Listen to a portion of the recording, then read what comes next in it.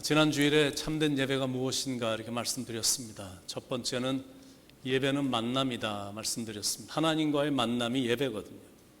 내가 찬양을 통해서, 기도를 통해서, 또 성도들과의 아름다운 사랑의 교제를 통해서, 또 말씀을 들음으로 하나님을 만나는 것, 그게 바로 예배다라는 것. 두 번째, 예배는 축제다라고 말씀드렸습니다. 예배는 부활하신 예수님을 경축하는 시간이거든요. 그래서 개신교는 안식일이 토요일이 아닌 예수님께서 부활하신 날을 경배하고 예배드리기 위해서 썬데이로, 세러데이가 아닌 썬데이로 바꾼 겁니다. 예배는 잔치고 축제이기 때문입니다. 그리고 세 번째, 예배는 삶의 연속이다 말씀드렸습니다.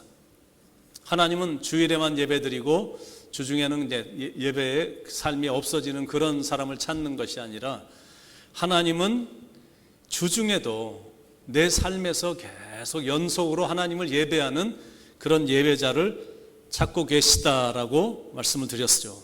예배는 삶의 현장에서 이어져야 됨을 우리에게 가르치고 있습니다. 그리고 마지막은 예배는 부흥과 변화를 일으키는 파워다라는 거예요. 부흥이란 언제 일어나냐면 성도들의 그 마음속에 그 예배에 대한 갈망이 뜨겁게 일어날 때 이제 부흥이 일어나게 되어 있거든요. 그러니까 하나님이 어떤 예배를 받으시는지 답이 쉽게 나오는 겁니다. 뜨거운 예배, 축제 예배, 그 inspiring worship, 그러니까 막 영감이 있는 예배, 라이브 worship, 막 살아서 역사하는 듯한 막 움직이는 그런 예배, 그리고 다이나믹한 예배, 영과 진정으로 드리는 예배, 하나님께 온 초점을 맞추는 예배, 삶의 현장으로 이어지는 예배. 그러다가 주일이 오면 주님의 뜻대로 살던 한 주간의 삶을 종합해서 하나님께 최상의 감사의 예배를 드리는 것, 이제 그런 예배가 참된 예배인 겁니다. 오늘 본문에 보면 그 유명한 스토리가 나옵니다. 동방박사 이야기가 나옵니다. 그들은 늘 성경을 읽었던 사람들이고, 그리고 별을 연구했던 사람들입니다. 별을 보며 인류의 장래를 점쳤고, 그리고 현재를 대체 어떻게 살아가야 하는지 별을 보면서, 성경을 보면서 이렇게 해석을 해줬던 박사들이었습니다. 그러던 어느 날 하늘에서 신비스러운 별을 하나 발견을 하게 된 겁니다. 그래서 저 별이 무슨 별인가 또 다시 성경을 읽고 또 자기들의 연구 책들을 읽고 계속 연구를 하다가 메시아의 탄생을 알리는 그 별인 것을 확신하게 된 겁니다. 그래서 최소한 3개월 내지 4개월 정도 걸리는 긴 거리를 달려온 겁니다. 그건 단순히 궁금해서도 아니고 마음에 자꾸 호기심이 일어나서 온 것도 아닙니다. 인류 역사에 너무나 중요한 별이 나타났기 때문에 그 먼 길을, 보통 고통스러운 길이 아니었지만 달려온 것이다라는 것. 가파른 산도 넘어야 됐고, 거친 물도, 강물도 또 헤쳐나가야 됐고, 잠자리도 불편했고, 죽음의 위협도 함상 있었고, 목도 말랐고, 배도 고팠습니다. 그리고 여행이란 거는 이게 갈 때는 좀 갈만하거든요.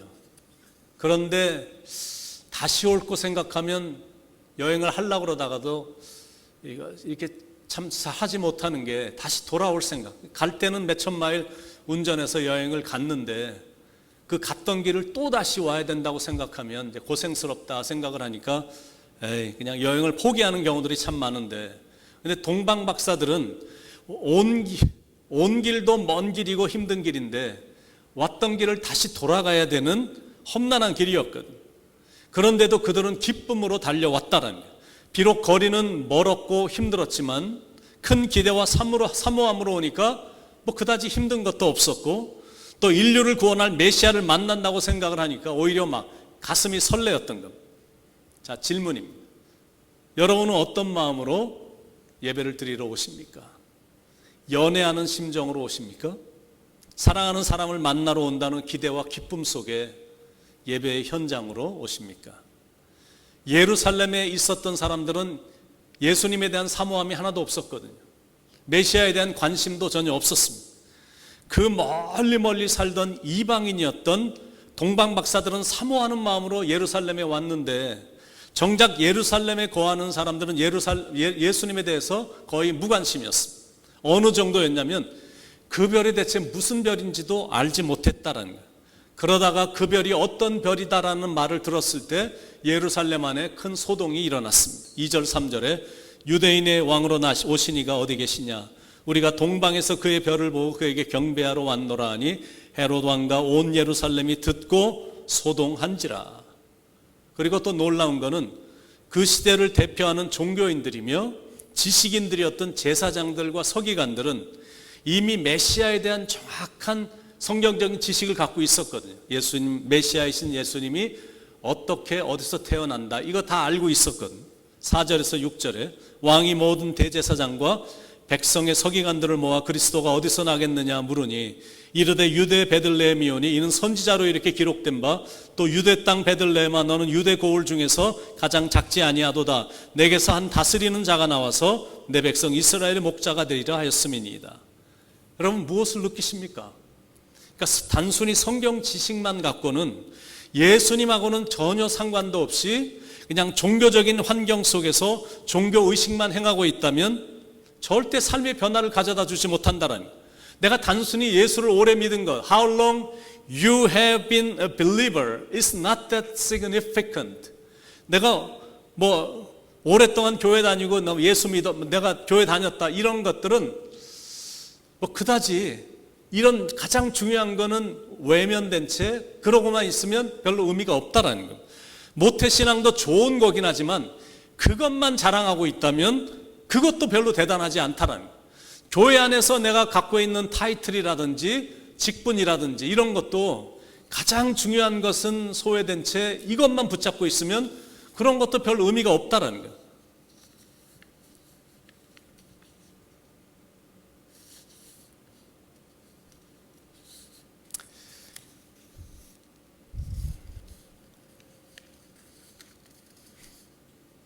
잠깐. 그러니까 중요한 거는 죄송합니다. 중요한 거는 내가 예수를 만났느냐 못 만나느냐 이게 굉장히 whether I have met Jesus personally or not. 내가 예수를 만난 상태에서 타이틀도 받고 직분도 받고 그럴 때 모태신앙 이런 것들이 자랑스러운 거지. 내가 개인적으로 예수님을 만나지도 못했는데 다른 것들은 그냥 다 부수적인 것들에 불과하다라는 거예요. 그러니까 동방 박사들은 예루살렘에 온 목적을 분명히 알았습니다. 2절에 보시면 유대인의 왕으로 오신 이가 어디 계시냐? 우리가 동방에서 그의 별을 보고 그에게 경배하러 왔노라 하니 오는 길은 비록 힘이 들었지만 그걸 알면서도 그 먼 거리를 달려온 이유가 뭐냐면 만왕의 왕으로 오신 예수님을 경배하기 위해서입니다. 메시아로 오신 예수 그리스도를 경배하기 위해서 온 것이다라는 것. 또 한번 물어보겠습니다. 여러분들은 어떤 예배자이십니까? 예배를 죽이는 두 가지가 있습니다. There are two things that kill worship. 예배를 죽이는 두 가지가 있는데 첫 번째는 뭐냐면 man-centeredness. 예배를 드리긴 하는데 이렇게 사람이 중심이 된 예배는 예배를 죽입니다. 두 번째 예배를 죽이는 것은 영어로 말하면 프래그마티즘이라고 한국말로는 실용주의, 편리주의, 형식주의 이런 것들이 실은 예배를 죽이는 겁니다. 예배를 드리는데 어떤 특정한 사람이 중심이 되거나 아니면 습관적으로 교회 오고 습관적으로 헌금하고 형식적으로 설교 듣고 편한 대로 예배 드리고 조금 시간이 나면 그때 조금 봉사 좀 해주고 이런 건 종교의식에 불과하다라는 거. 왜냐하면 예배를 그냥 때우다 가는 거니까 그렇습니다. 예배란 하나님이 받으실 예배가 되어야 되는 겁니다. 하나님이 받으실 예배란 게 대체 뭐냐면 너무나 기본적인 거지만 첫 번째는 예배 시간 엄수입니다. 우리가 대단한 사람을 만나러 갈 때는 꽤 대단하다고 정평이 나 있는 사람을 내가 만나러 간다 개인적으로. 그러면 분명히 한 30분 전에 다 이미 도착해서 만날 준비 다 하고 있을 거거든요. 아니면 진짜 대단한 사람을 만나러 간다 그러면 갑자기 무슨 트래픽에 걸리거나 이래서 늦게 가면 안 될 거라 생각하니까 불안해서 전날 가갖고 아마 마음으로 준비하고 모든 거를 이렇게 만날 준비를 다 하는 게 보통 정상일 것입니다. 대단한 사람을 만나러 갈 때도 이렇게 일찍 가서 준비를 하는데 하물며 하나님이란 존재가 그런 사람들보다 못하면 되겠느냐라는 거예요. 그래 놓고 우리가 교회에 와서 축복받기를 기대할 수 있느냐라는 거죠. 나 주께 왔사오니 복 주옵소서. 나의 태도나 마음 자세는 전혀 거기에 와 있지 않은데 올 때마다 또 떠날 때마다 나 주께 왔사오니 복 주옵소서 그럴 수 있느냐라는 거예요. 우리가 락펠러에 대해서 사람들마다 조금 다른 그 평가가 있긴 하지만 그래도 락펠러는 신앙적인 면에 있어서는 참 아름다운 사람이었던 것 같습니다. 락펠러는 인류가 자본주의 사회로 이렇게 모든 체제가 바뀐 후에 가장 부자였던, 세계에서 최고 부자였던, 돈을 많이 벌었던 사람이었습니다. 그런데 그는 평생 나눔의 삶을 살았고 98세까지 선한 일을 하며 살았습니다.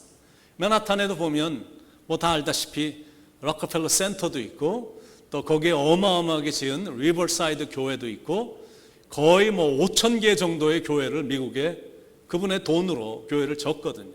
그러니까 굉장히 좋은 일 많이 한 사람입니다. 그리고 뭐 여러분들 다 아시다시피 뉴욕에 있는 모든 이 수도, 상수도 뭐 이런 모든 것들 그 락펠러가 자기 돈으로 우리 백성들, 여기 시민들 돈 하나도 쓰지 말라고 그거 다 깔아준 거잖아요. 그러니까 좋은 일도 참 많이 한 사람. 그런데 이 락펠러의 축복은 어머니로부터 신앙의 유산을 잘 물려받았기 때문이다라는 생각이 그분에 대해서 읽으면 읽을수록 느껴지는 겁니다. 어머니가 죽으면서 아들 락펠러에게 10가지 신앙의 유언을 했거든요. 뭐 예를 들면 뭐 이런저런 11조 철저히 해라. 뭐 기본적인 거지만 담임 목사님에게 잘하라. 이런 우리도 많이 신앙인들이 지키는 그런 10가지 기본적인 거를 신앙의 유언으로 남겨줬어요. 그런데 신앙의 유언 10가지 중에 제일 먼저가 뭐냐면 예배에 관한 것이었습니다. 너는 예배 30분 전에 도착하여 언제나 맨 앞자리에 앉아서 하나님께 가장 정성껏 예배를 드려라. 이제 이게 유언 중에 첫 번째 유언이었습니다. 락펠러는 어머니가 유언한 그 말씀을 마음에 새겨서 항상 예배 시간이면 빠지지도 않았을 뿐만 아니라 아무리 바빠도 예배는 꼭 드리는 겁니다. 그리고 그것도 맨 앞자리에 앉아서 예배를 드렸다고 합니다. 그러니까 예배의 성공자가 결국에는 인생의 성공자가 된 겁니다. 그러니까 하나님이 받으실 만한 예배를 드리기 위해서는 첫 번째 예배 시간 엄수고 두 번째는 영과 진리로 하나님을 예배하는 거예요. 그동안 우리는 예배 그러면 본다라고 생각했거든요. 그래서 자 우리 예배 보러 가자 이렇게 이제 말들을 많이 했었습니다. 찬양대의 찬송을 보고 설교자가 설교하는 걸 보고 또 특송하는 사람을 보는 어떤 이런 보는 게 굉장히 익숙했습니다. 실제로 중세기 예배의 특징은 이 교회의 모든 이 창문을 다 스테인 글라스로 다 만들었거든요. 거기에 다 성경의 내용들이 다 있는 겁니다. 그래서 교회를 더 크게 짓고 이 앞에도 위에도 막 전체가 12명의 예수님의 제자의 스토리라든지 예수님이 12번 넘어져서 쓰러졌던 이런 광경들이라든지 십자가를 지고 가시는 예수님 그러니까 이런 거를 다 보도록 이렇게 한 겁니다. 왜냐하면 예배가 시작이 되면 신부가 대신 기도해주고 대신 죄를 용서해주는 미사를 이렇게 지켜보는 거고 그리고 예배 중가운데 신부가 나와서 설교를 하는데 설교를 알아듣지도 못하는 설교를 하는 겁니다. 이 자리에 라틴어를 하는 사람이 한 명도 없는데 설교자는 라틴어로 설교를 하는 겁니다. 그러니까 설교 듣지 말라는 겁니다. 보라는 거예요. 다 보면서 깨달으라는 거예요.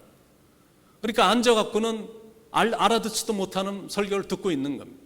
왜냐하면 평신도들이 너무 머리가 커지면 좋지 않게 이게 풀어질 수가 있으니까 설교는 알아듣지 못하게 보면서 깨닫게 뭐 이런 것만 한 겁니다.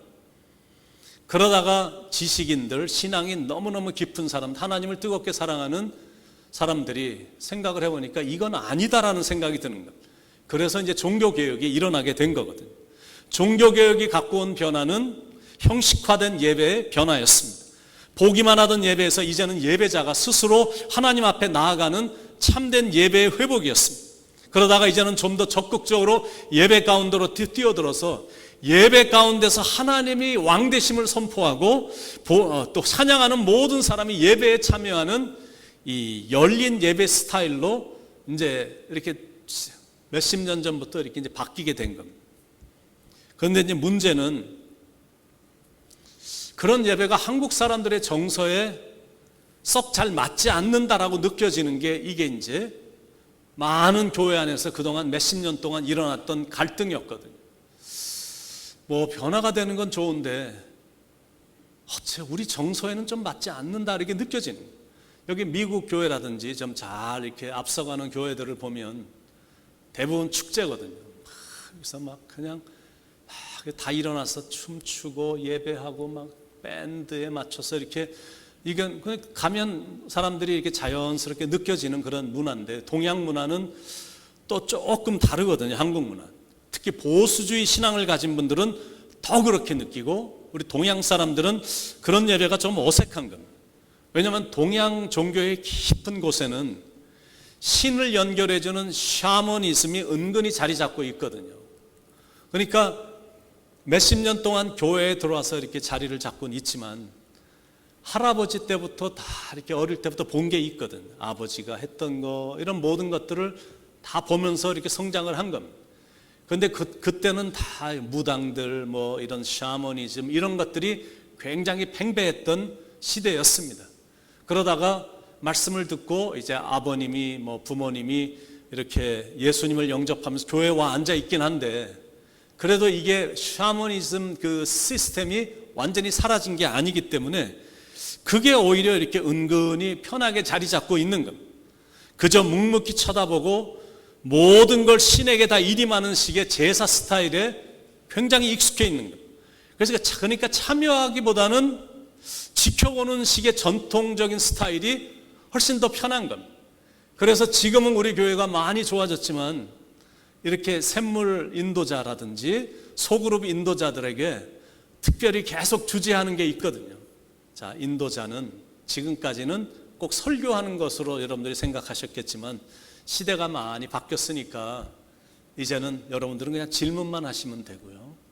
또 거기 모인 분들로 하여금 동참시키는 게 굉장히 중요합니다. 그게 소그룹이 의미하는 중요한 거니까 그래서 질문 던지고 그분들은 말을 해서 이 소그룹 1시간 동안에 모두가 다 동참시키는 한 사람만 얘기하고 나머지는 지켜보고 이러는 거는 요즘 시대에 많은 걸 얻지 못하고 가니까 이렇게 강조를 해도 그냥 질문을 해도 받아들이는 쪽에서도 장로님, 권사님 그냥 저희들에게 설교만 좀 해주세요.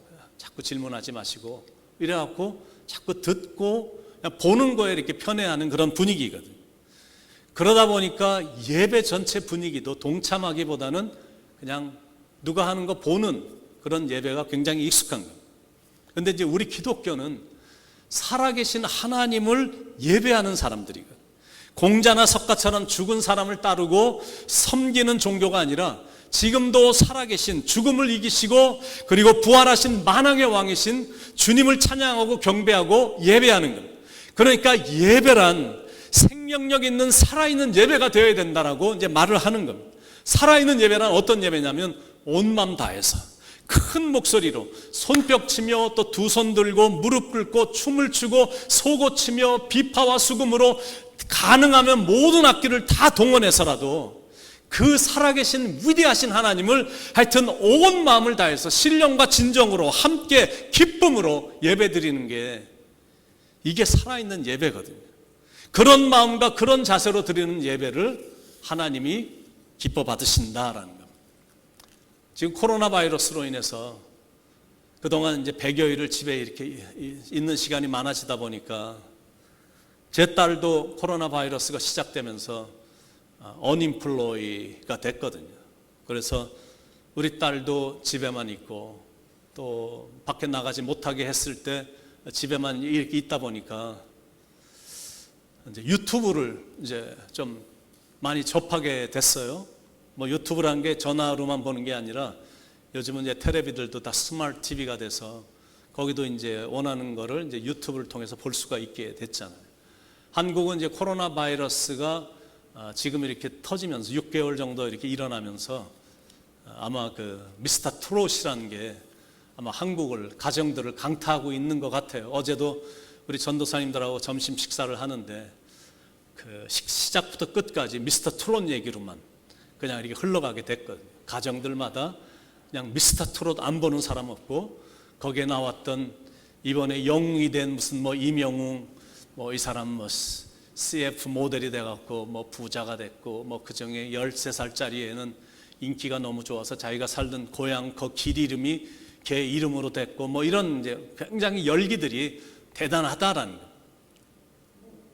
그래서 저는 이제 우리 딸하고 콘서트를 몇 개를 좀 보게 됐어요.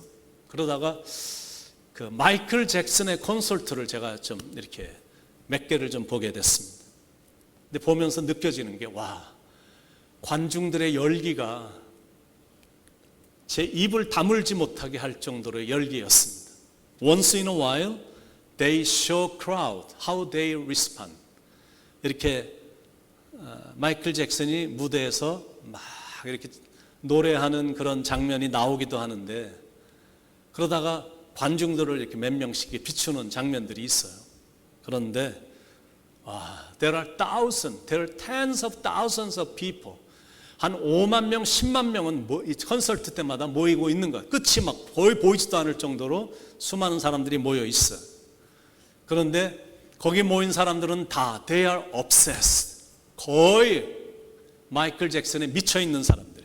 Every time they zoom in, people are crying and 막 shouting, 막 몸을 떨고 막 난리를 치는 거예요.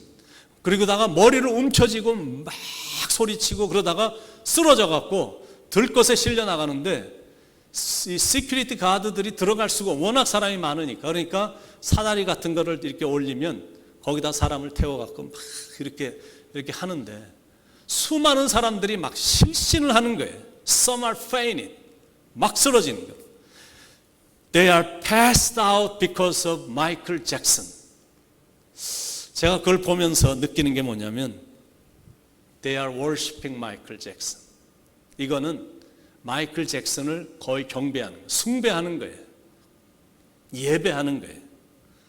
너무너무 신기한 겁니다. 그걸 보면서 와, 신기하다. 마이클 잭슨 doesn't do anything for them. 마이클 잭슨이 그 사람들을 위해서 하는 거 하나도 없거든요. 하나도 하는 거 없어요. 운다고 막 가갖고 위로해 주지도 않거든. 그리고 마이클 잭슨이 그들을 축복하지도 않고 실은 사랑도 안 하는 겁니다. 그냥 몇백 불씩 돈 내고 티켓 사니까 그거 들고 집에 가는 거예요. 그거 한 2시간 쇼한 다음에 그냥 가는 거거든요. 그런데도 사람들은 마이클 잭슨을 경배를 하고 있는 거예요. 그러다가 교회를 생각하는, 반대로 교회는 어떤가? 우리를 위해서 그렇게 축복해 주시고 사랑해 주시고 위로해 주시는 하나님께 예배하러 왔는데, 우리를 위해서 십자가에서 고통당하시고 죽으신 그분 앞에 와서 예배를 드리는데 찬양도 잘 안 불러. 세상 콘서트를 보면, 열린 음악회 지난주에도 말씀드렸지만, 제가 그 미스터 트롯은 신방을 갔더니 그거 한번 보여줘서 한번 봤어. 그거 한번 본 거 외에는 없어요. 그래서 제가 미스터 트롯은 제가 잘 모르는데, 세상 뭐 마이클 잭슨도 그렇고 노래가 시작되면 하여튼 다 불러, 다 따라합니다. 그런데 현대 크리스찬들은 찬양도 잘 안 해. 그러다가 자기들이 모르는 찬양이 나오면 얼굴 표정이 바뀝니다. 2번째, 3번째까지 모르는 찬양이 나오면 얼굴이 막 분노로 변해.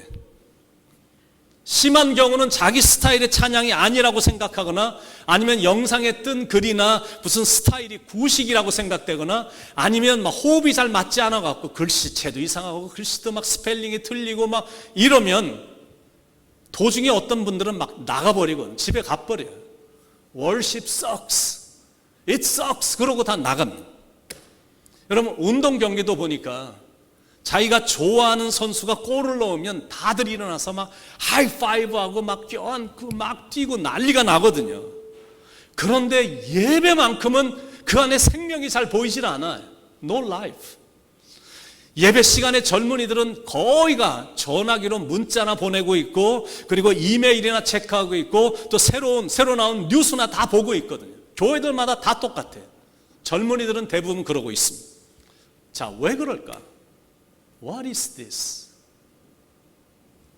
Maybe people don't know what the worship is. 그거는 거의 확실한 거는 예배에 대해서 모르기 때문에 그런 거예요. 그냥 와 있는 겁니다. 근데 예배에 대해서 잘 몰라. What is worship? What is worship to you? 예배가 여러분들에게 뭡니까? What would you say? 어떤 사람이 와서 예배가 대체 무엇입니까? 그럼 여러분들 뭐라고 말씀하시겠어요? Is worship singing? 예배는 노래하는 건가? Yeah, sure. Singing is part of worship. 뭐 예배 한 부분이죠, 찬양이. But that's not completely all worship is. 그건 다 예배 전부가 아니거든요. Then what is worship? 예배가 대체 무엇인가? 그거를 그냥 딱 한 문장으로 제가 말씀드리면 예배란 the activity of glorifying God in His presence with our voice and heart.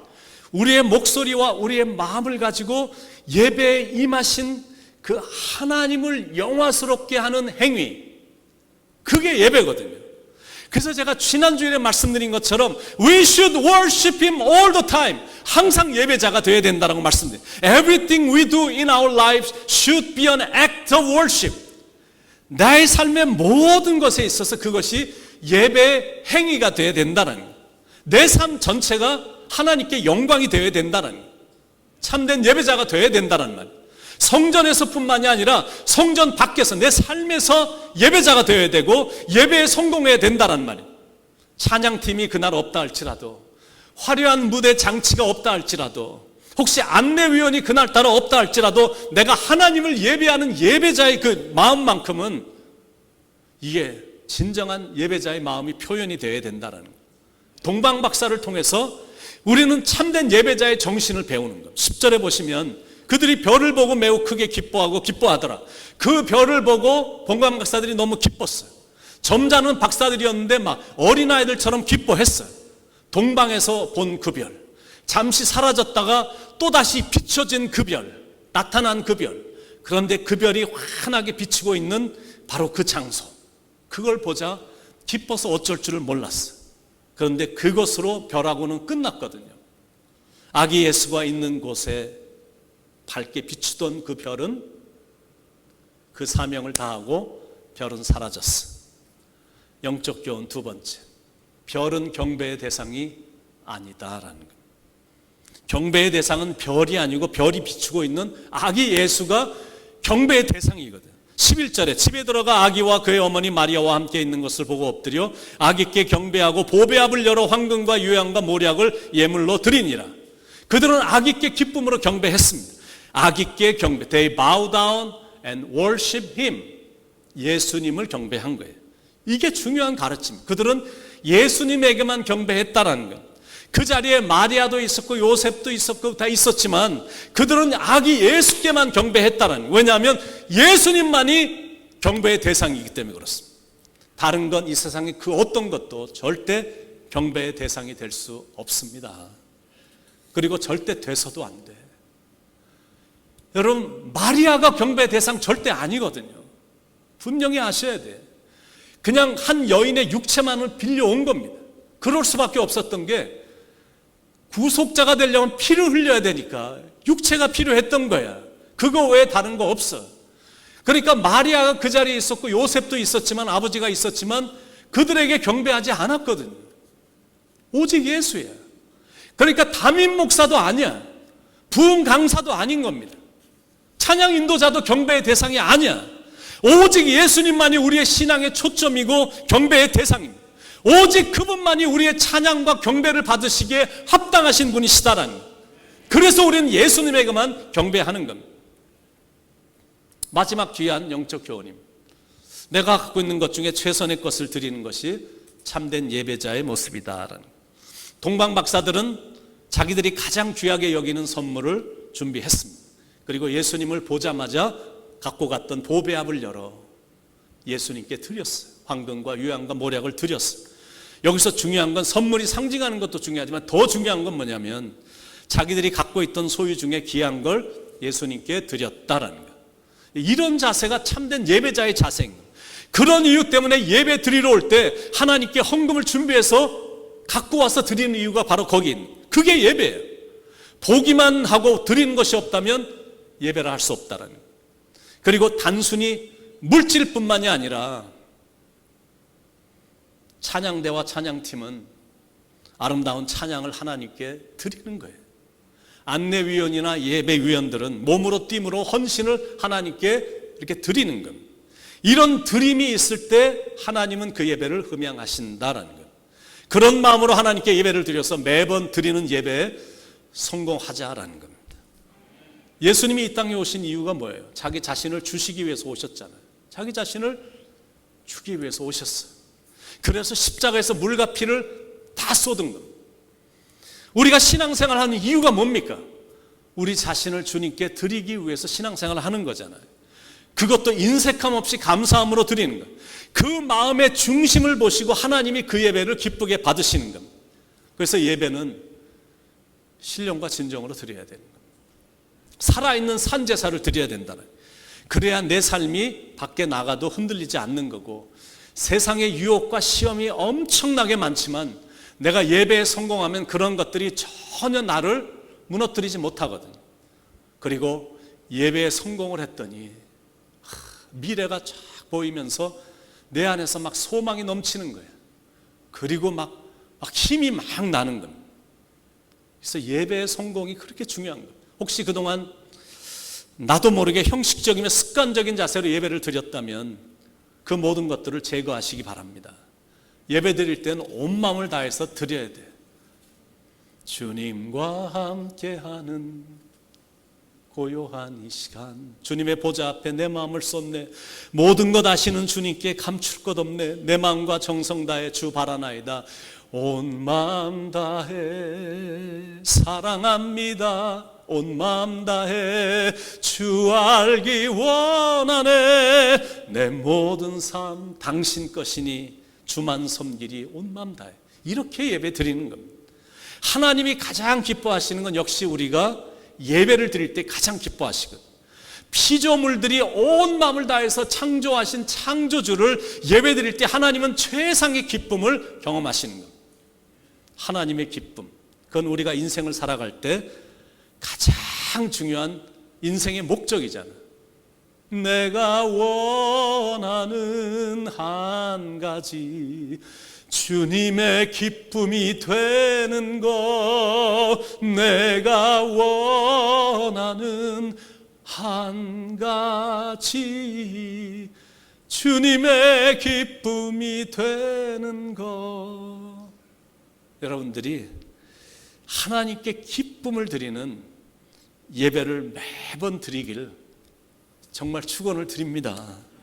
참된 예배자로 살아감으로 하나님이 기쁨이 돼서 하나님의 축복이 여러분의 일생 동안에 흘러넘치길 간절히 축원을 드립니다.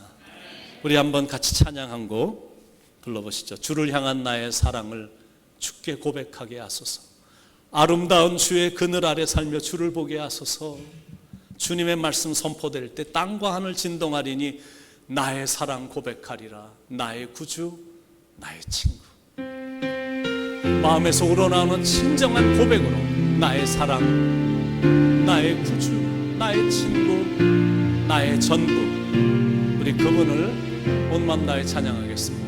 주를 향한 나의 사랑 주께 고백하게 하소서. 아름다운 주의 그늘 아래 살 주를 보게 하소서.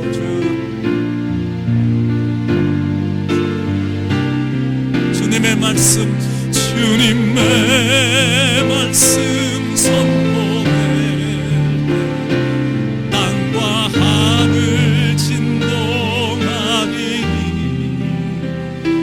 나의 사랑 고백하니 나의 구주, 나의 구주, 나의 속삭임 부드러운 주의 속삭임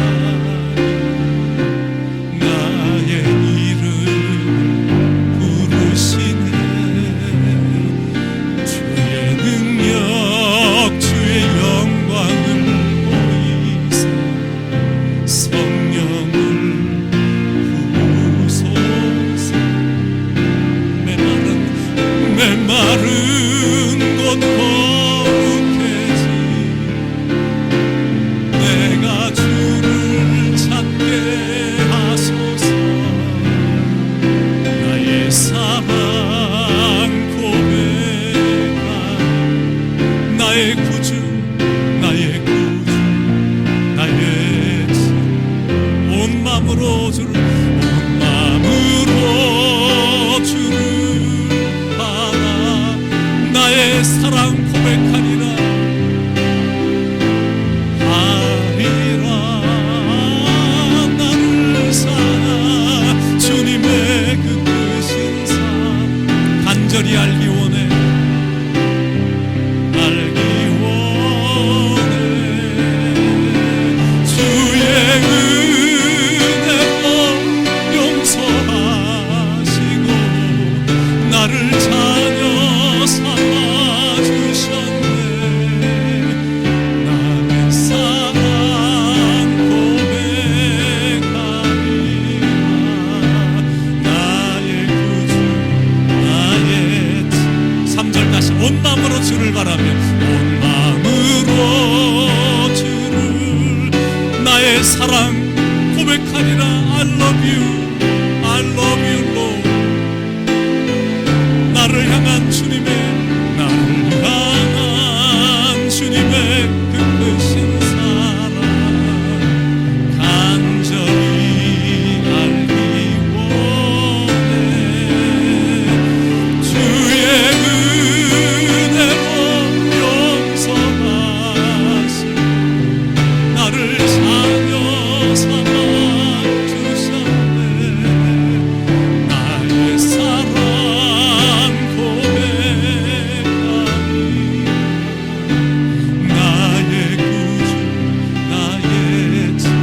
사랑 고백하리라 나의 사랑 고백하리 나의 구주 나의 전부 나의 구주 나의 전부 나의 구주 나의 구주 나의 전부 나의 전부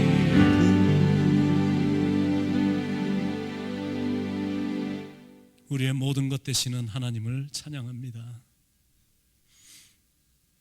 우리에게 이런 은혜를 부어주시고 주홍빛 같은 씻을 수 없는 그런 죄들을 다 용서해 주시고 부드러운 음성을 들려주시며 내가 너를 이만큼 사랑한다 나의 아들 내 딸 품어주시고 사랑해주시고 위로해주시고 보호해주시는 하나님의 놀라운 사랑과 은혜로 우리가 날마다 살아가고 있는데 사랑하는 하나님, 이 은혜를 깨달은 우리들은 우리의 삶의 목적이 분명히 설정되게 하시고 하나님을 영화스럽게 하나님을 예배하는 그런 예배자의 아름다운 삶이 우리의 남은 일생 동안에 우리의 삶에서 계속 이어질 수 있도록 하나님 축복 내려주시고 그 삶을 통해 하나님의 기쁨, 하나님의 영광이 되는